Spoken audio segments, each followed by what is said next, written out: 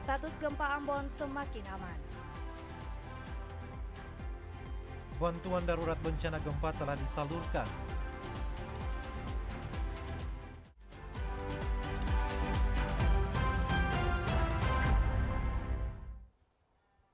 Selamat malam saudara, Maluku hari ini kembali hadir menjumpai Anda edisi Kamis 3 Oktober 2019 bersama saya Novita Bonara.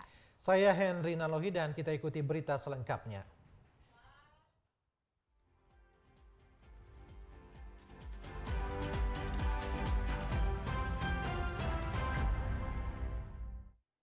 Saudara, gempa bermagnitudo 6,5 yang terjadi pekan kemarin semakin menurun dengan adanya gempa susulan yang relatif kecil. Ahli Geologi LIPI Pusat Penelitian Laut Dalam, Faresa Sasongko Yuwono menyatakan gempa susulan merupakan proses normalisasi pergerakan bidang patahan bumi saat melepaskan energi yang tersisa untuk mencari keseimbangan.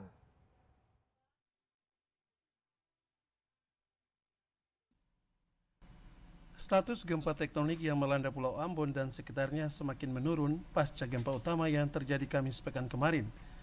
Ahli Geologi LIPI Pusat Penelitian Laut Dalam, Faresa Sasongko Yuwono mengatakan, intensitas gempa susulan relatif kecil meskipun getarannya masih dirasakan oleh masyarakat. Sasongko menjelaskan gempa susulan terjadi akibat pelepasan energi yang belum sempat dikeluarkan saat gempa utama terjadi. Menurutnya gempa susulan dengan intensitas lebih kecil akan hilang secara sendirinya. Sasongko menyebutkan gempa-gempa susulan merupakan proses normalisasi pergerakan bidang patahan bumi saat melepaskan energi yang tersisa untuk mencari keseimbangan. Untuk itu masyarakat diimbau untuk tidak panik dan risau dengan gempa-gempa susulan yang masih terasa. Sasongko mengakui semakin banyak gempa susulan semakin baik karena energinya dilepaskan secara perlahan-lahan. Terkait gempa susulan yang banyak kita rasakan beberapa hari terakhir ini, sebenarnya gempa susulan adalah terjadi karena pelepasan energi dari bumi yang belum sempat terlepaskan pada saat gempa utama. Jadi energi yang masih ada itu dirilis atau dikeluarkan secara perlahan-lahan. Kami kira hingga saat ini intensitas dan kekuatan dari gempa itu juga perlahan-lahan mulai menurun dan mulai stabil. Sebelumnya gempa utama yang mengguncang Pulau Ambon dan Pulau Seram dengan berkekuatan 6,5 magnitudo merusak sedikitnya ratusan rumah warga. Ribuan pengungsi kini masih menempati tempat-tempat pengungsian. Anile Tahid melaporkan. Ketua Posko Penanggulangan Darurat Bencana Maluku Farida Salampesi mengaku bantuan darurat bencana gempa telah disalurkan di kabupaten kota terdampak.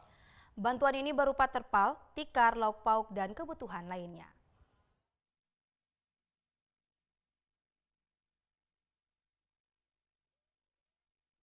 Pasca gempa tektonik berkekuatan 6,5 magnitudo pekan lalu, bantuan pemerintah mulai disalurkan ke lokasi-lokasi terdampak di sejumlah kabupaten kota. Bantuan darurat bencana mulai disalurkan sejak tanggal 26 malam. Bantuan ini dikoordinasikan bersama pos-pos penyalur bantuan yang ada di kabupaten kota di Maluku. Selain itu, bantuan dari sejumlah kementerian yang tiba di Ambon pada tanggal 27 September juga langsung didistribusi ke lokasi-lokasi terdampak bencana. Hal ini diakui Ketua Posko Penanggulangan Darurat Bencana Maluku Farida Salampesi. Menurut Salampesi, berbagai bantuan telah disalurkan di semua lokasi terdampak bencana gempa. Bantuan tanggap darurat bencana yang diberikan kepada masyarakat berupa terpal, matras, lauk pauk, dan kebutuhan lainnya. Menurutnya, bantuan bukan saja dari pemerintah namun juga berasal dari BUMN, masyarakat, dan pemerhati bencana. Sebagian paguyuban dan komunitas pemerhati bencana juga memilih untuk menyerahkan bantuan langsung kepada warga terdampak. Mulai dari hari pertama, jadi hari kejadian tanggal 26 malam itu sudah kita menyalurkan bantuan sesuai dengan ketersediaan yang ada pada kami. Jadi pada malam itu kami baru mendorong beberapa terpal ke beberapa tempat titik antara lain di Liang dan Wai. Nah kemudian mulai dari besoknya tanggal 27 itu Pak Kepala BNPB, ada beberapa menteri juga datang sekalian membawa bantuan. Dan pada hari itu juga kami langsung berkoordinasi dengan teman-teman di Maluku Tengah, Kota Ambon maupun Seram Barat untuk kita menyampaikan atau kita menyalurkan bantuan tersebut. Bantuan itu sudah disalurkan kepada pos-pos yang tadi saya sampaikan. Salampesi mengaku sejumlah pengungsi mengeluhkan tidak mencukupinya bantuan yang disalurkan. Hal ini mengingat ketersediaan bantuan ini tidak sesuai dengan jumlah pengungsi yang ada.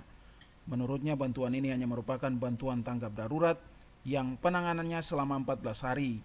Pihaknya berharap kepada masyarakat yang rumahnya tidak rusak agar bisa kembali ke rumah.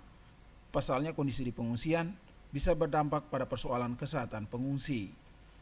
Melki Latusawule dan John Ralhalo melaporkan. Kepala Posko Penanggulangan Darurat Bencana Maluku, Farida Salampesi menyebutkan jumlah pengungsi gempa di Maluku diperkirakan mencapai 52.000 lebih. Data tersebut bukan merupakan angka mutlak mengingat jumlah pengungsi fluktuatif atau tidak stabil.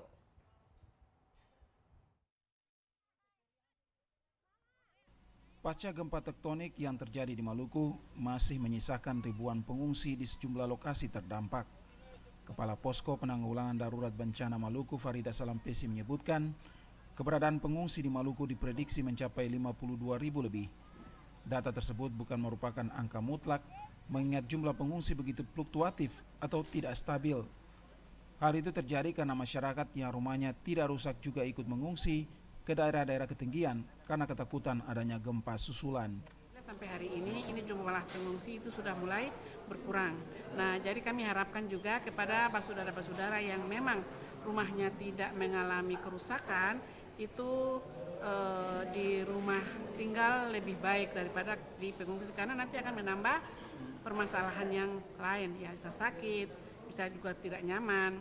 Nah, tapi saya ulang lagi terkait dengan penyaluran pengungsi itu sudah disalurkan per kabupaten kota yang bertanggung jawab atas masyarakatnya, dan tidak menutup kemungkinan kepada masyarakat yang datang kepada kami tetap melayani sesuai dengan ketersediaan yang ada. Menurut Salampesi, Posko Penanggulangan Darurat Bencana Maluku yang bertugas untuk mengkoordinasikan bantuan darurat bencana akan bekerja selama 14 hari dari tanggal 26 hingga 9 Oktober. Melki Latusawule dan John Ralhalo melaporkan. Patahan baru akibat gempa 6,5 magnitudo di wilayah Kairatu diungkap oleh peneliti dari LIPI Ambon dan Universitas Patimura. Dalam penelitiannya ditemukan sesar baru aktif di wilayah timur Pulau Ambon yang memanjang ke epicentrum atau pusat gempa.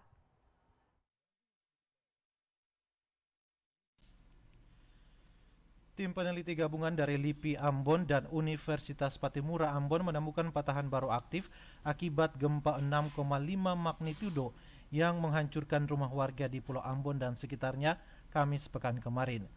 Peneliti Geologi LIPI Pusat Penelitian Laut Dalam Faresa Sasongko Yuwono mengatakan hasil penelitian berdasarkan data pasca gempa telah menemukan patahan baru aktif di wilayah timur Pulau Ambon yang memanjang ke epicentrum atau pusat gempa yang ada di dataran Pulau Seram. Sasongko menyebutkan patahan aktif pemicu gempa utama belum teridentifikasi oleh pusat gempa nasional. Olehnya itu melalui hasil riset dapat memberikan masukan untuk dicatat dalam peta gempa nasional. Sasongko mengaku pasca gempa telah terjadi fenomena likuifaksi tanah ditemukan di 8 titik pada lokasi Desa Liang, Kecamatan Salahutu, Kabupaten Maluku Tengah sebagai lokasi yang lebih berat terdampak gempa beberapa waktu lalu. Terkait dengan gempa yang terjadi di Ambon dan sekitarnya tanggal 26 September tahun 2019, kami dari LIPI Pusat Penelitian Laut Dalam bersama dengan Teknik Geologi Unpati melakukan kajian terkait data-data gempa dan hasil sementara yang kami dapatkan adalah berdasarkan kajian yang kami lakukan, sumber atau patahan yang menyebabkan gempa di Ambon dan sekitarnya belum terpetakan sebelumnya sebagai gempa yang dapat patahan yang dapat menghasilkan gempa. Data terkini yang dirilis oleh BMKG tertanggal 1 Oktober 2019 tercatat terjadinya 798 kali gempa dengan kekuatan bervariasi. 84 diantaranya dirasakan. Pusat gempa masih di daerah Kairatu, Seram bagian barat. Dan saudara, berbagai informasi lainnya akan kami hadirkan selepas jeda berikut. Tetaplah bersama kami. Panitia seleksi terbuka pengisian calon pejabat pimpinan tinggi media Sekretaris Daerah Provinsi Maluku tahun 2019. Pengumuman dalam rangka pengisian pejabat pimpinan tinggi media Sekretaris Daerah Provinsi Maluku sesuai amanat peraturan pemerintah nomor 11 tahun 2017 tentang manajemen aparatur sipil negara, maka pemerintah Provinsi Maluku akan melaksanakan seleksi terbuka pengisian pejabat pimpinan tinggi media Sekretaris Daerah Provinsi Maluku. Pendaftaran seleksi terbuka pengisian pejabat pimpinan tinggi media Sekretaris Daerah Provinsi Maluku dimulai dari tanggal 4 Oktober 2019 sampai dengan 16 Oktober 2019. Informasi lebih lanjut terkait persyaratan jabatan, tata cara pengajuan lamaran, tahapan dan jadwal seleksi dapat dilihat di website. Demikian disampaikan, atas perhatiannya diucapkan terima kasih. Ketua Panitia Seleksi, Profesor Dr. Martinus J. Sabtenu, SH.M. Hum. Saudara, kembali menyaksikan Maluku hari ini dan kita ikuti informasi selanjutnya. Ketua MUI Kota Ambon Muhammad Rahayamtel mengajak umat muslim di kota ini untuk memperbanyak zikir dan doa bagi keselamatan masyarakat Kota Ambon dari bencana. Bencana gempa yang melanda Kota Ambon, SBB dan Maluku Tengah merupakan teguran dari Allah.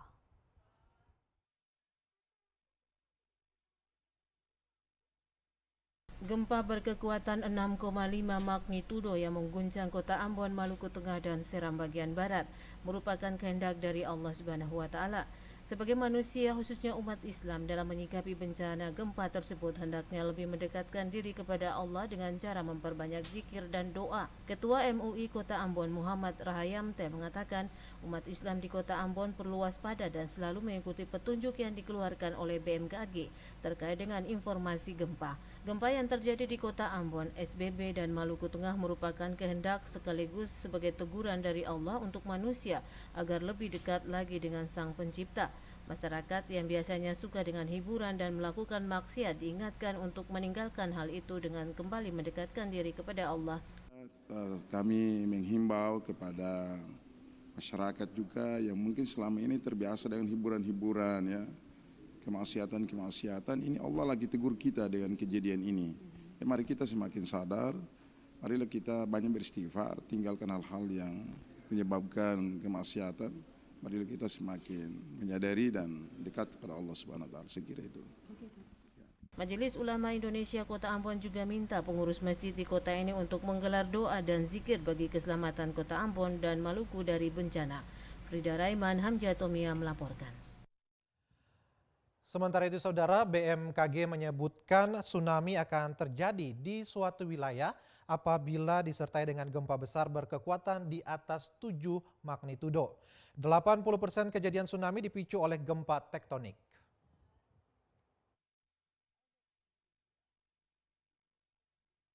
Berdasarkan data dari BMKG, pemicu terjadinya tsunami ada 5 faktor. Berdasarkan data dari BMKG, pemicu terjadinya tsunami ada 5 faktor. 5 faktor tersebut yakni gempa bumi tektonik, aktivitas vulkanik gunung api, longsoran bawah laut atau longsoran tebing di pesisir, dan pengoboman skala besar di laut. Kepala Seksi Data dan Informasi BMKG Ambon, Andi Azhar mengatakan 80% kejadian tsunami disebabkan oleh gempa besar berkekuatan di atas 7 magnitudo.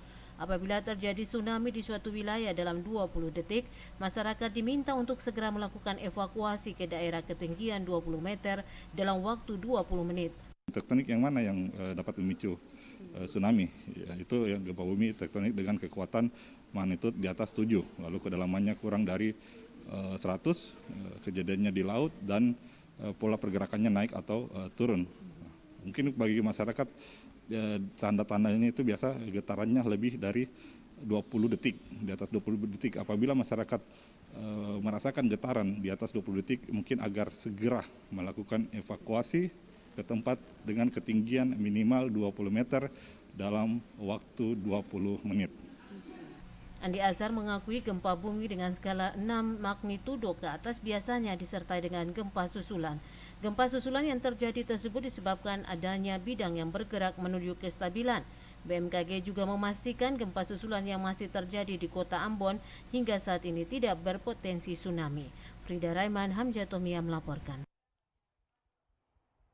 Bantuan untuk korban gempa yang terjadi 26 September lalu terus mengalir. Di sejumlah wilayah terdampak korban gempa yang ditampung di tenda-tenda pengungsian mendapat bantuan dari berbagai kalangan.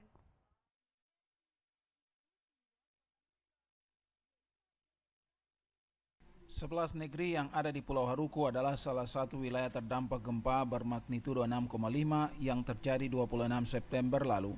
Sebagian besar warga di 11 negeri itu hingga kini masih mengungsi ke tempat yang lebih tinggi atau di perbukitan.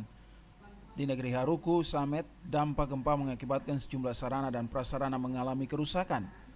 Salah satunya adalah sarana peribadatan yang dindingnya mengalami keretakan akibat gempa bermagnitudo 6,5. Kerusakan berbagai sarana dan prasarana itu terlihat saat tim HIPMI Peduli BPD HIPMI Maluku meninjau dan menyalurkan bantuan kepada korban terdampak gempa di negeri Haruku Samet. Sementara itu di negeri Rohomoni sebanyak 957 kepala keluarga atau 8.000 jiwa yang terdampak gempa juga mengungsi ke perbukitan. Hal tersebut mengakibatkan aktivitas warga negeri Rohomoni tidak seperti biasanya karena ditinggal warganya yang mengungsi. Boy Nahrum dan Andre Tolsea melaporkan. Saudara, kendati berbagai bantuan telah didistribusikan ke lokasi-lokasi terdampak bencana, namun masih ada pengungsi yang mengeluhkan belum menerima bantuan. Ketua Posko Penanggulangan Darurat Bencana mengaku pengungsi saat ini membutuhkan bantuan terpal, susu untuk bayi, air bersih, dan fasilitas MCK.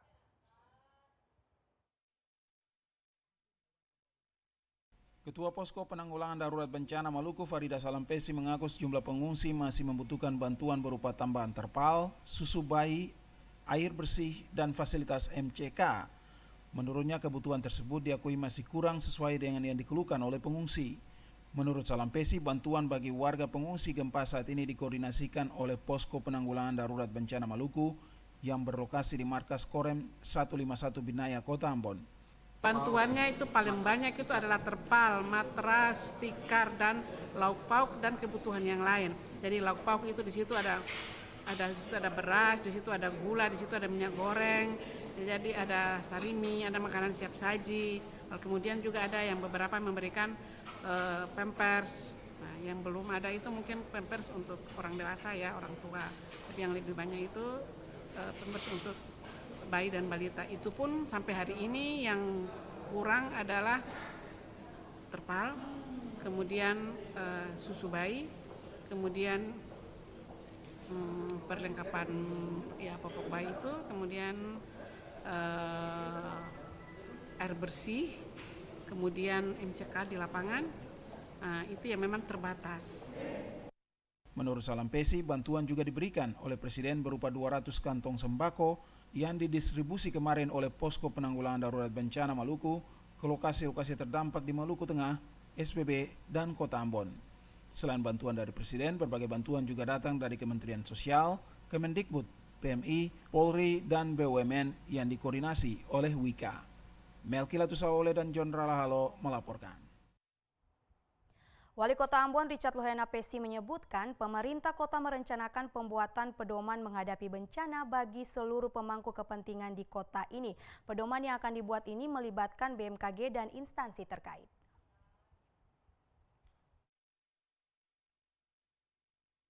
Wilayah Maluku yang berada di kawasan rawan bencana mendesak pemerintah membuat kebijakan untuk melakukan langkah-langkah mitigasi terhadap bencana.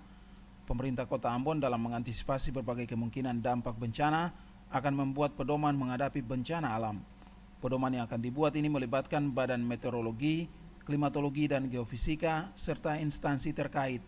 Hal ini diakui Wali Kota Ambon Richard Lohena Pesi usai rapat koordinasi bersama stakeholder dalam rangka penanganan kondisi bencana alam dan situasi Kamtibmas dalam kehidupan berbangsa dan bernegara kemarin. Menurut Wali Kota, selain pedoman itu, pihak pemerintah kota juga akan melakukan sosialisasi pasca bencana dengan berbagai fasilitas yang ada. Kemudian pemerintah kota akan sosialisasi dengan seluruh sarana prasarana yang ada. Ini yang kita akan dorong semua itu. Nah, selain itu juga kita juga akan membuat pedoman kepada seluruh stakeholder yang ada. Kira-kira kalau ada bencana ini langkah-langkah yang ambilnya bagaimana? Kerjasama dengan BNPB maupun dengan instansi terkait. Menurut Wali Kota Ambon, pihaknya akan terus melakukan sosialisasi melalui RT RW terhadap warga yang masih ketakutan pasca gempa. Selain itu, aktivitas persekolahan juga akan berjalan seperti biasa sesuai dengan jadwal kegiatan sekolah masing-masing.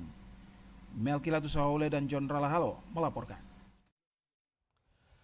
Aksi simpatik dilakukan Organisasi Persatuan Perawat Nasional Indonesia PPNI Kabupaten Buru Selatan.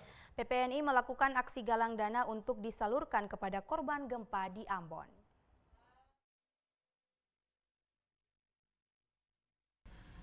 Aksi penggalangan dana digelar di Jalan Utama Kota Namrole dan di Gedung DPRD Kabupaten Buru Selatan Selasa kemarin.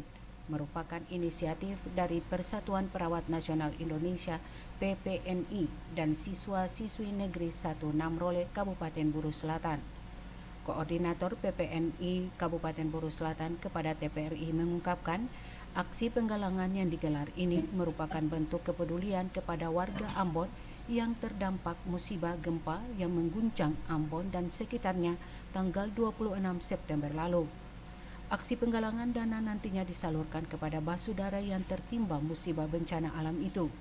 Sangaji, salah satu dari penggalang dana di Namrole, mengungkapkan aksi simpatik bagi korban gempa sehari sebelumnya dilakukan di Pantai Rekreasi Wamsoba dan Pantai Wali, Kecamatan Namrole. Aksi ini merupakan bagian dari rasa keprihatinan terhadap masyarakat yang terdampak musibah gempa Ambon. Menurut Sangaji, menolong sesama manusia merupakan kewajiban termasuk bagi organisasi PPNI. Aksi sosial yang diprakarsai PPNI Buru Selatan tersebut disambut baik oleh masyarakat karena sesuai dengan moto zikir, pikir, dan amal saleh. Aksi penggalangan dana ini akan berlanjut selama seminggu dengan mendatangi pegawai dari kantor dan dinas pemerintah maupun instansi swasta di Kota Namrole. Dana yang terkumpul dalam aksi penggalangan dana ini rencananya akan disalurkan ke posko-posko bencana gempa di Ambon, Maluku. Rahmalatu Konsina, Udin Sanduan melaporkan. 25 anggota DPRD Kabupaten Buru periode 2019-2024 Senin kemarin dilantik. Anggota legislatif terpilih hasil pemilihan umum 2019 mengucapkan sumpah janji sebagai wakil rakyat Buru di hadapan Ketua Pengadilan Negeri Namlea.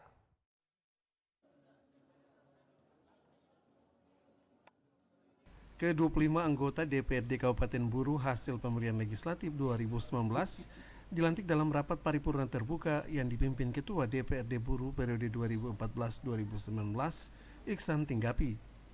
Anggota terpilih yang dilantik merupakan wakil rakyat pilihan masyarakat Buru dari 3 daerah pemilihan.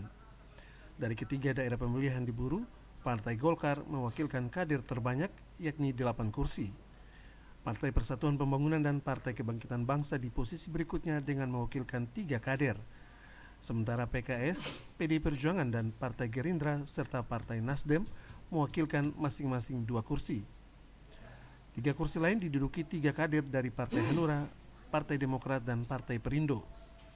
Keseluruhan anggota terpilih ini dilantik dan diambil sumpah jabatan oleh Kepala Pengadilan Negeri Namlea.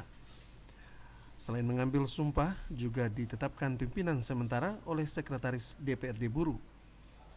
Dari hasil kesepakatan, pimpinan sementara diberikan kepada kader P3 Dali Pahlul Syaripudin.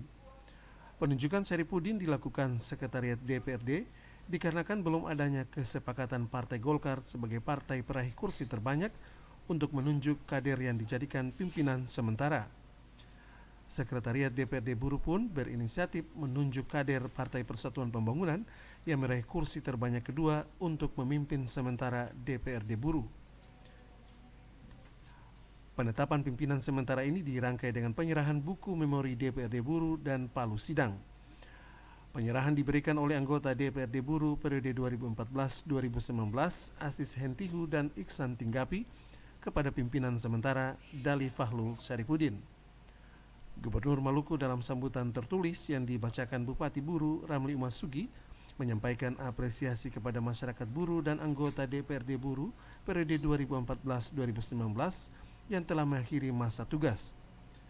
Dikatakan pengabdian yang telah diberikan anggota DPRD Buru periode 2014-2019 turut menggerakkan denyut pembangunan berlanjut di Kabupaten Buru.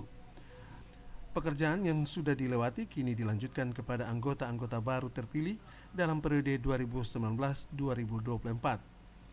Menurut Umasugi, anggota DPRD Buru periode 2019-2024 merupakan figur-figur yang dianggap layak dalam membenahi dan membangun terus Buru ke depan.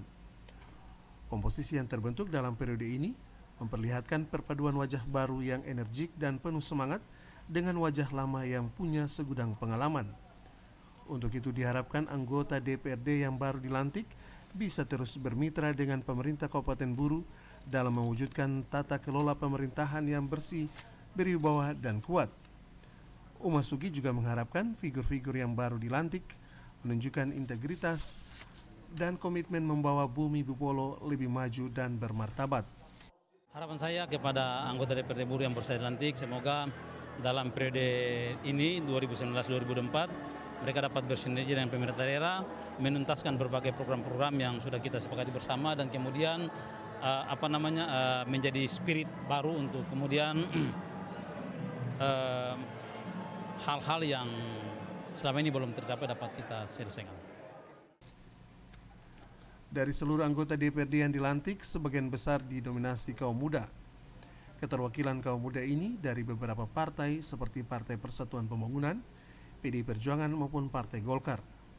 PLT Sekretaris DPRD Buru, Syahfan Umasugi, mengatakan keterwakilan kaum muda tentu akan menjadi pionir bagi generasi pendahulu yang masih dipercayakan duduk di kursi dewan. Menurut Umasugi, dari pundak kaum muda nantinya bisa saling menularkan semangat pembaruan dalam berbagai agenda kerja ke depan. Terkait agenda kerja, Umasugi mengatakan seluruh agenda di periode 2014-2019 telah dilaksanakan sesuai target waktu. Berbagai agenda kerja berjalan mulus tanpa ada kendala berarti. Untuk agenda selanjutnya kami akan bersama-sama dan akan membantu sekaligus memfasilitasi pimpinan sementara untuk menyusun agenda-agenda seperti yang sudah disampaikan tadi sesuai dengan amanat undang-undang. Dengan adanya anggota DPRD 2019-2024 yang baru dilantik ini dapat melaksanakan tugas dan amanah rakyat dengan baik. Dari sejumlah agenda ada beberapa yang mesti dilanjutkan di periode 2019-2024 seperti pembahasan usulan penegarian Universitas Ikra Buru dan rencana pembahasan tata ruang Namlia sebagai kota berkonsep wisata pantai. Agenda ini yang nantinya dilanjutkan oleh anggota DPRD yang baru dilantik. Pelantikan anggota DPRD Buru periode 2019-2024 ini mendapat perhatian dari masyarakat adat Buru. Dari pembukaan acara, masyarakat adat turut melakukan prosesi adat dengan mengantarkan salah satu anggota terpilih. Acara ini juga disaksikan para raja dan tokoh adat di Dataran Rana.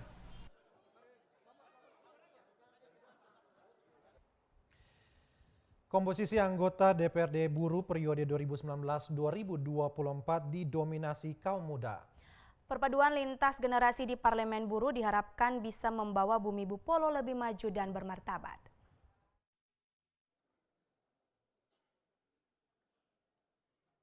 Dari 25 anggota Parlemen Buru periode 2019-2024 yang baru dilantik Senin kemarin, terselip banyak sosok kaum muda. Keterwakilan kaum muda hampir dari seluruh partai yang meraih kursi di DPRD Buru periode yang baru. Kaum muda yang mendapat perhatian saat dilantik diantaranya Emrum Soplestuni dari Partai Golkar, Marcel Salasiwa dari PDI Perjuangan, Dali Fahlul Syarifudin dari Partai Persatuan Pembangunan, Erwin Tanaya dari Partai Demokrat, dan beberapa nama lain yang siap melenggang di Parlemen Buru. Keterwakilan mereka di Parlemen Buru tentu diapresiasi beragam. Sebagian masyarakat mendukung penuh dan tidak sedikit pula yang meragukan kapabilitas mereka maju sebagai legislator. Di tengah berbagai opini yang muncul, legislator muda ini merasa mantap untuk duduk bersanding dengan figur yang lebih berpengalaman. Kita sekarang ini banyak yang di bawah umur 40 tahun. Apalagi saya berada di umur 28 tahun saat ini. Nah, tidak ada yang negatif dari umur yang muda. Yang terpenting kita yang muda ini mempunyai semangat yang lebih daripada yang tua. Para petua boleh memberikan nasihat, tapi kita yang muda ini yang bekerja. Dari beberapa nama kaum muda yang terlihat mencuat adalah sosok Dali Fahlul Syarifudin, kader Partai Persatuan Pembangunan yang didaulat sebagai pimpinan sementara DPRD Buruh. Selain Dali ada sosok Erwin Tanaya yang namanya dicatat sebagai figur keturunan Tionghoa pertama di Parlemen Buruh. Tanaya yang berusia 32 tahun dianggap fenomenal karena berhasil mendulang suara signifikan di Dapil 3 Buruh. Kita akan melanjutkan semua yang berjalan, kemudian dalam perjalanan yang sudah ada ini ada sumbatan-sumbatan memang yang harus kita terobos, karena itu sumbatan itu sebenarnya yang menghambat perjalanan pembangunan. Nah kemudian nanti akan kita laksanakan aspirasi-aspirasi setelah lantik tadi, setelah menjalankan tugas kita akan laksanakan itu. Sebelumnya eksistensi kaum muda diukir oleh mantan Ketua DPRD Buruh Iksan Tinggapi yang berumur 32 tahun saat mulai mengabdi di Parlemen Buruh. Kini di pundak kaum muda yang baru dilantik, masyarakat buruh menaruh harapan agar mereka bisa membawa bumi Polo ke arah kemajuan dan bermartabat. Yasser Tuarita dan Kurniawan melaporkan.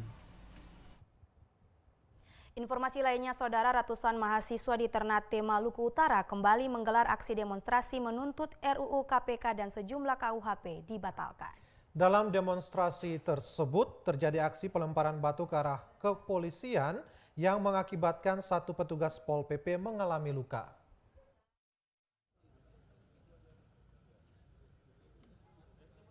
Empat mahasiswa di Ternate, Maluku Utara diamankan aparat kepolisian setempat karena diduga menjadi provokasi massa.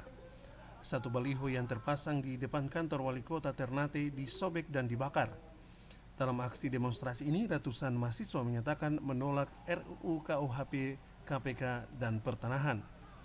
Setelah berorasi, terjadi aksi pelemparan batu ke arah polisi yang sementara melakukan pengamanan aksi demonstrasi mahasiswa. Namun, aksi tersebut tidak dibalas oleh pihak kepolisian. Kapolres Ternate AKBP Ashari Juanda menyatakan pihak kepolisian tidak mengetahui secara pasti penyebab mahasiswa melempari batu ke arah aparat kepolisian. Perlu saya tekankan di sini, pada saat terjadi pelemparan, saya sudah perintahkan kepada anggota saya untuk tidak melakukan gerakan-gerakan pembalasan dalam bentuk apapun. Karena saya untuk menjamin supaya aksi tetap berlanjut dan tidak ada bentrok antara polisi dengan massa aksi.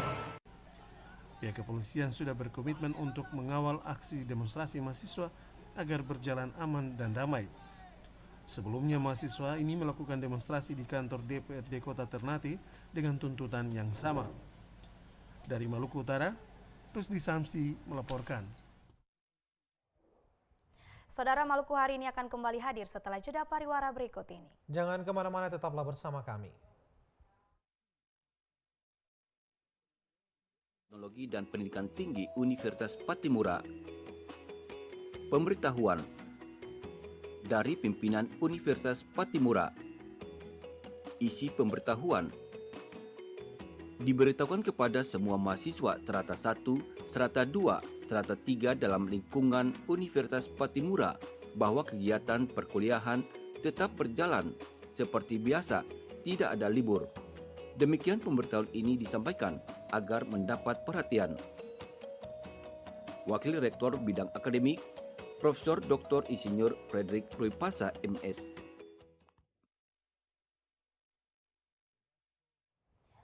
Saudara, kita beralih ke informasi lainnya.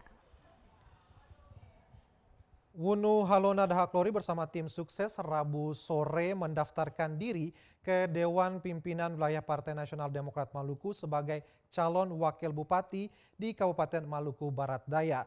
Proses pendaftaran untuk calon bupati dan wakil bupati di 4 kabupaten di Maluku telah dibuka sejumlah partai.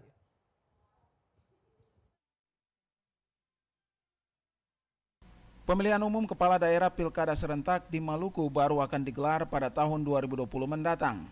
Namun sejumlah partai mulai membuka pendaftaran bagi para calon kepala daerah. Salah satunya adalah Partai Nasional Demokrat Maluku. Sejak dibuka beberapa waktu lalu, sudah beberapa orang yang mendaftar ke Partai Nasdem sebagai calon bupati dan calon wakil bupati di 4 kabupaten yang akan menggelar pilkada serentak Juli 2020 mendatang.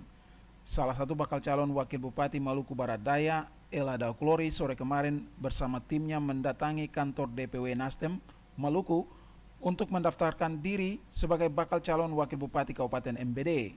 Rombongan yang dipimpin Jamie Sitanala selaku ketua tim diterima langsung oleh Ketua Bapilu Partai Nasdem Dula Marasabesi. Dauklori selaku bakal calon Wakil Bupati kepada pers menjelaskan dirinya mendaftar ke Partai Nasdem karena partai tersebut memiliki visi misi yang sama, yakni memihak rakyat kecil. Ketika mendengar bahwa Partai Nasdem datang hadir untuk merangkul kita semua yang punya keinginan untuk mensejahterakan daerah, keinginan supaya kita bisa memberikan yang terbaik kepada daerah, datang dengan tidak meminta mahar, maka kami memberanikan diri untuk mendaftar di Partai Nasdem. Alasan beta mencalonkan diri sebagai wakil bupati, walaupun sebenarnya beta adalah seorang akademisi, mantan akademisi dan sekarang adalah seorang wirausaha. Alasan beta adalah beta berpikir bahwa masyarakat MBD harus sejahtera. Sementara itu Ketua Tim Pemenangan Dauklori Jamie Sitanala menjelaskan timnya akan bekerja keras memenangkan Dauklori pada Pilkada MBD 2020 mendatang. Ongin Limba dan Junaidi Asril melaporkan. Pernyataan Menteri Politik Hukum dan Keamanan Polhukam Wiranto tentang pengungsi Maluku membebani negara menuai protes keras dari Aliansi Pemuda Patimura Maluku. Pasalnya pernyataan tersebut telah melukai masyarakat Maluku.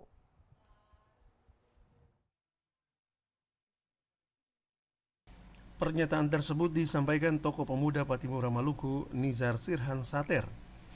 Menurutnya, jika negara terbebani dengan pengungsi masyarakat Maluku, maka negara harus rela melepaskan Maluku untuk menentukan nasib dan masa depan sendiri.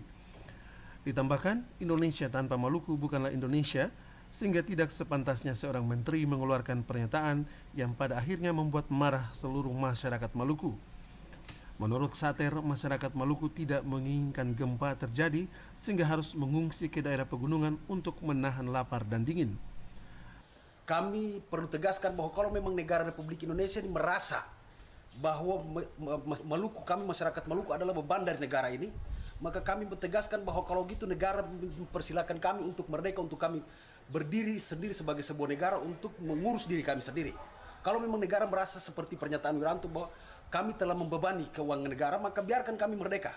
Sementara itu, Dade Rahayamtel mengatakan fakta historis akibat gempa yang melanda kota Ambon, Seram bagian barat dan Maluku Tengah 26 September lalu menyebabkan masyarakat kota Ambon mengungsi ke dataran yang lebih tinggi. Himbauan Wiranto agar pengungsi kembali ke rumahnya tidak beralasan. Pasalnya hingga saat ini gempa susulan masih saja terjadi di kota Ambon. Bahkan BMKG juga belum mengeluarkan pernyataan resmi terkait kapan gempa susulan akan berakhir. Kalau itu dibilang hoax, itu berarti sesuatu yang tidak benar. Tetapi ini benar-benar ada musibah, ada bencana, ada gempa bumi yang begitu dahsyat di Ambon, dan sampai hari ini masih ada gempa-gempa susulan. Kenapa mesti itu disebut hoax? Lalu yang kami juga meminta kepada Gubernur Maluku, jangan cuma menyatakan perang terhadap Menteri Susi, tetapi ini saatnya untuk angkat senjata dan melawan itu yang namanya Wiranto. Ongen Tati Pikalawan melaporkan. Sementara itu, pernyataan Wiranto tentang pengungsi gempa Maluku membebani negara dinilai merupakan tindakan maladministrasi oleh penyelenggara negara. Kepala Ombudsman RI Perwakilan Maluku Hasan Slamet menyatakan Menteri Polhukam telah melanggar asas-asas pemerintah yang baik berdasarkan Undang-Undang tentang Pelayanan Publik.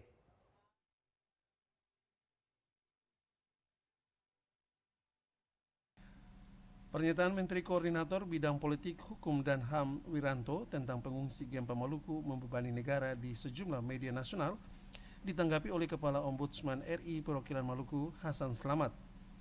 Slamet menyatakan pernyataan Menteri Polhukam merupakan tindakan maladministrasi yang merugikan masyarakat Maluku.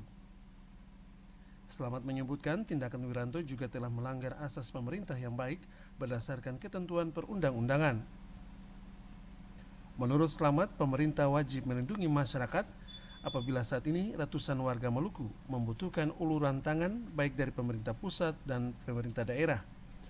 Ombudsman RI Perwakilan Maluku siap menerima aduan atas pernyataan dari menteri tersebut. Ya, pernyataan oleh Pak Wiranto yang menyatakan bahwa pengungsi adalah merupakan beban bagi pemerintah, itu adalah pernyataan yang sangat disayangkan. Kami, Ombudsman Perwakilan Provinsi Maluku, menganggap bahwa pernyataan Wiranto itu adalah merupakan maladministrasi, dan pernyataan oleh Pak Wiranto itu kami anggap itu sebagai pelanggaran terhadap asas-asas umum pemerintahan yang baik. Karena kalau pernyataan sesuai, di mana tanggung jawab negara? Pernyataan sebenarnya merupakan bagian daripada bentuk diskriminasi yang telah dilakukan oleh pemerintah pusat kepada kita di Maluku, terutama SBB, Maluku Tengah dan Pulau Ambon. Pernyataan Wiranto tentang pengungsi gempa Maluku membebani negara, pengungsi diminta kembali ke rumah, diklarifikasi oleh Menteri Koordinator Bidang Politik, Hukum, dan HAM. Wiranto menyatakan tidak berniat untuk menyusahkan masyarakat Maluku yang kini terkena bencana alam. Panile Tahid melaporkan. DPRD Maluku menyatakan sikap penyesalan atas pernyataan Wiranto yang menyatakan pengungsi gempa Maluku membebani pemerintah. Masyarakat Maluku tidak menginginkan bencana gempa terjadi di daerah ini yang menyebabkan puluhan orang meninggal dunia. Pernyataan Menko Polhukam Wiranto terkait dengan pengungsi gempa Maluku membebani pemerintah mendapat protes keras dari elemen masyarakat termasuk DPRD Maluku. Pimpinan sementara Ketua DPRD dan seluruh fraksi di DPRD Maluku menyatakan sikap penyesalan atas pernyataan Menko Polhukam itu.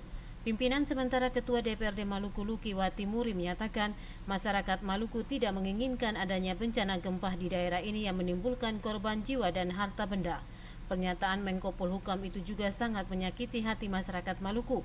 Untuk itu DPRD Maluku mendesak Presiden Joko Widodo untuk memberikan sanksi tegas bagi menteri yang mengeluarkan pernyataan seperti itu. Dan mestinya Wiranto mesti menjadi penghibur bagi rakyat Maluku atau di mana saja yang terkena bencana alam atau ada tempat-tempat pengungsian. Bukan mengatakan kami menjadi beban bagi pemerintah. Kami ini pendiri Republik. Kami 1 dari 8 provinsi yang mendirikan Republik. Kami berikan segala-galanya untuk Republik. Dan karena itu, pernyataan Menko Polhukam sangat menyakiti kami sebagai rakyat Maluku yang mendirikan Republik ini. Pimpinan sementara Ketua DPRD Maluku juga mencontohkan bencana gempa yang melanda Ambon, Maluku juga pernah terjadi di beberapa wilayah di Indonesia yang menyebabkan ribuan masyarakat mengungsi. Namun pernyataan pengungsi membebani pemerintah baru ada di Maluku. Frida Raiman, Hamjatomia melaporkan. Beralih ke informasi lainnya, mengantisipasi potensi kebakaran hutan dan lahan, pemerintah Kabupaten Seram bagian Barat secara intens berkoordinasi dengan Basarnas. Koordinasi dilakukan dengan pemantauan berkala ke sejumlah wilayah yang dianggap rawan kebakaran.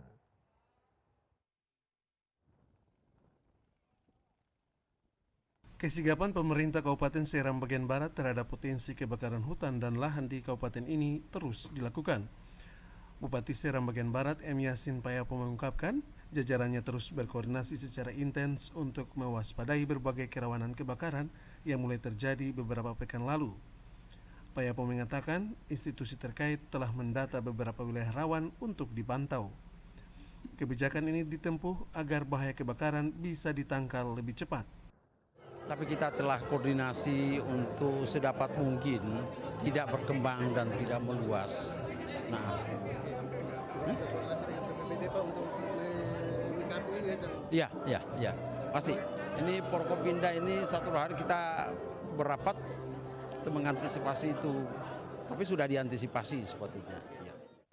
Upaya penanganan ancaman kebakaran lahan dan hutan di Seram bagian Barat mulai berjalan setelah adanya peristiwa kebakaran lahan kayu putih awal Agustus lalu. Kebakaran di seputaran dataran Honeypop ini disikapi dinas terkait agar ancaman kebakaran tidak meluas. Bupati Seram Barat juga telah mengimbau seluruh pemangku kepentingan mewaspadai berbagai kemungkinan terburuk dengan membuka layanan pengaduan khusus di Badan SAR dan Pemadam Kebakaran Kabupaten Seram bagian Barat. Yaser Tuarita Kurniawan melaporkan. Para simpatisan dan masyarakat Kota Namrole menaruh harapan besar kepada Ketua Sementara DPRD Kabupaten Buru Selatan yang baru dilantik. Mereka berharap figur Ketua DPRD Sementara yang diamanahkan melalui voting dapat membawa kemaslahatan bagi daerah itu.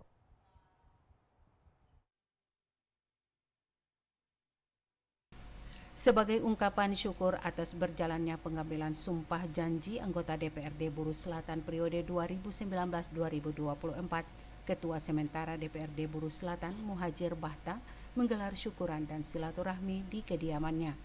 Acara ini digelar untuk menerima kunjungan masyarakat dan simpatisan di Buru Selatan. Muhajir Bahta mengungkapkan tanggal 17 April 2019, semua masyarakat di Kabupaten Buru Selatan telah melaksanakan satu agenda nasional, yakni Pesta Demokrasi Pemilihan Presiden maupun pemilihan legislatif. Dalam proses tersebut, telah mengantarkan sejumlah figur pilihan rakyat duduk di Parlemen Buru Selatan. Tidak dipungkiri bahwa dalam pelaksanaan pesta demokrasi tersebut, setiap orang mempunyai pilihan berbeda. Akan tetapi perbedaan itulah yang membuat indah. Kini perbedaan harus dirajut lagi dalam membangun Buru Selatan dengan semangat Kaiwai.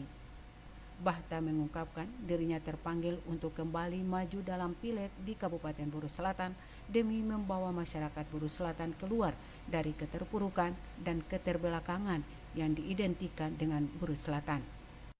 Tantangan pembangunan ke depan masih jauh panjang. Kita ingin selaku anak muda yang memang terjun ke politik, kita ingin ke depan Buru Selatan itu nyaman bagi semua orang. Sehingga di sisa waktu ini kami akan maksimalkan seluruh potensi, tugas dan kewenangan yang ada pada anggota DPRD untuk memaksimalkan 3 fungsi. Yang pertama, kita akan mengawasi secara ketat seluruh aktivitas pemerintahan di negeri ini.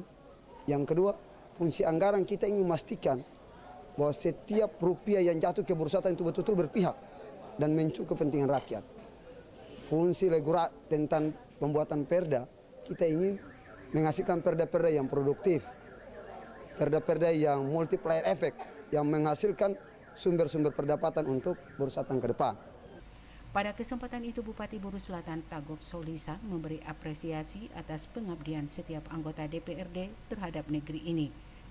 Pelantikan anggota DPRD periode baru akan membuka lembaran cerita baru dalam perjalanan untuk mensejahterakan, memajukan, serta memandirikan Kabupaten Buru Selatan 5 tahun ke depan. Rahmalato Konsina, Udin Sanduan melaporkan.